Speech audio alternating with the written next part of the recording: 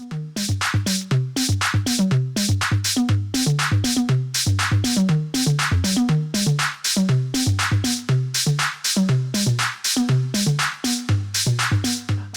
Morgan. I make music and explore sound. I've been making music since I was very little. I think the first song I wrote was when I was like 4 or 5. Made it on a melodica that my parents got me when we were living in Balikpapan in Borneo. It was a song about a giant Garuda, giant eagle that came to eat this castle. All the people in it, everyone celebrated as the castle was getting eaten, and I played the music for the castle devouring. And since then I've played music on battery operated things and guitar and piano. And then I think my real musical milestone was when I got a mixer, started plugging other things into the mixer, pre-recorded stuff, tapes, feedback, CD players, microphone, delay pedals. And I think the mixer really became kind of my main primary instrument for me. So anything that goes into a mixer, I like to play with.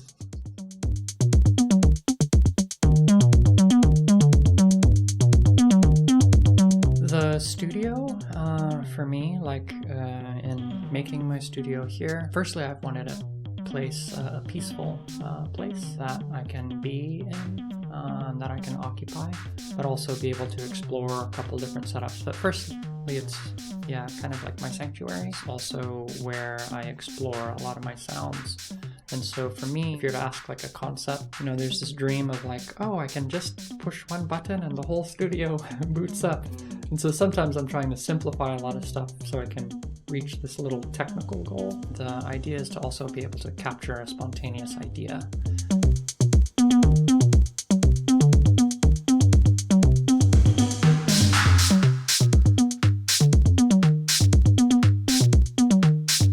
Basically, everything goes into the mixer. It has a digital interface built in. It's an old FireWire, and that runs into my very old 2012 MacBook. Yeah, I have a submixer that's there, like this really old mixer I got on Kleinanzeigen for like €40. And that has like a delay and a microphone kind of in it, so I can get a lot of feedback. Let's see, a microphone and just various kind of drum machines and some other sequencing stuff. I can just record directly into through the mixer, and then that goes into Ableton.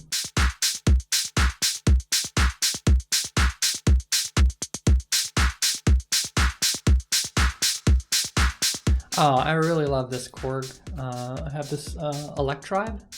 And it has a good story behind it. I love this thing. I've used it for like, 7 years.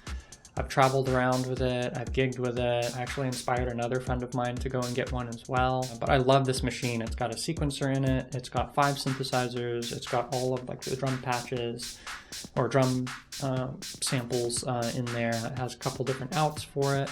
It's so easy to program. A lot of my musical ideas, I sometimes go there and just kind of sketch out. That runs into the mixer, but it's kind of my main instrument, aside from, of course, experimenting with the mixer and Ableton to kind of bring everything together. Because aside from that, I have a couple other machines that run in there.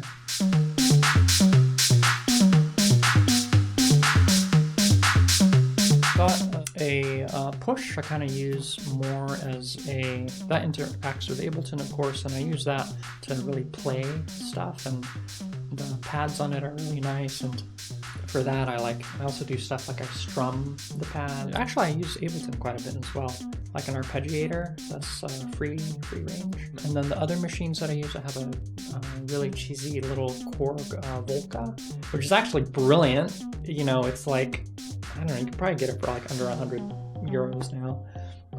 But it's FM synthesis, and that I get a lot of really rich sounds out of. I've been remixing like Super Mario MIDI files lately, but really love that.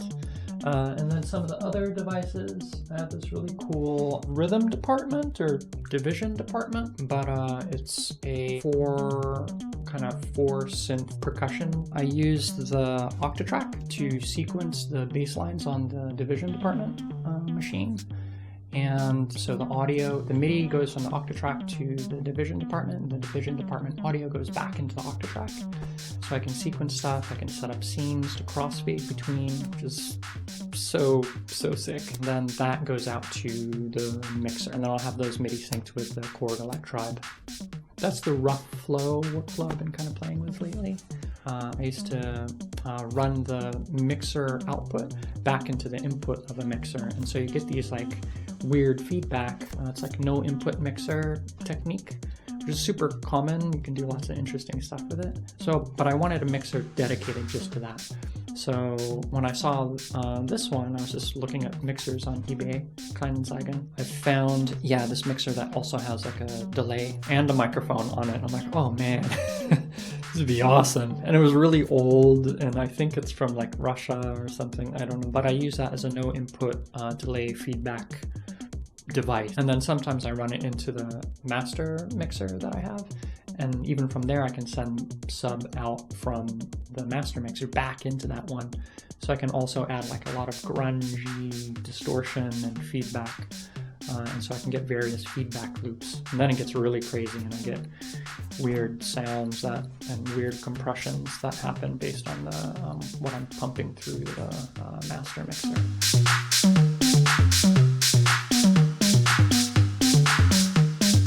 So what I do outside the actual, when my fingers move and you hear something, I also read a lot of user manuals. Also talk a lot with other musicians. Yeah, sometimes like I get an idea for something when I'm not here, and I'll be thinking about it while I'm like riding my bike or out, and then just something comes into my head and I want to go back and explore it. Or I'll remember some technical thing, and then I think of maybe a new technique to get some sound out of something. And so then that is the impulse to go and at least work with the gear more. I mean, I get inspiration. Yeah, sometimes I have dreams and like I have a melody in my head and I wake up and I make that. That's always kind of cool because I'm like, whoa. Yeah, I had this weird where I was dreaming and there was a child that was singing in the dream, and the child was singing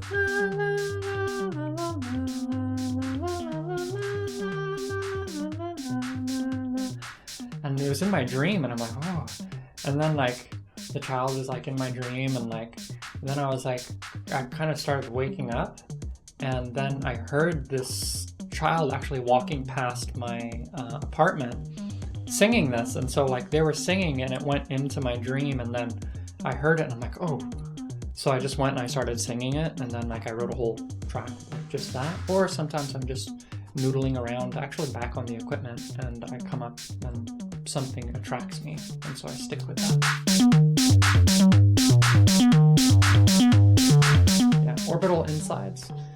Amazing. I'm not sure where to go with Plaid. I mean, there's so much great stuff, but yeah, Insides, I think. First one that comes to mind. Last two tracks in particular. Last two tracks are actually about wanting to be abducted by aliens. And then the second track, because it's a duo, it's like the tracks are mixed together. The first half is about wanting to be abducted by aliens. And then the second one is what happens when you get abducted by aliens. And you're like, yes, I've been abducted. And then you walk around in the spaceship or the new universe or wherever it is, and explore that realm. So there's a storytelling and narrative part also to their music, which I really, really appreciate.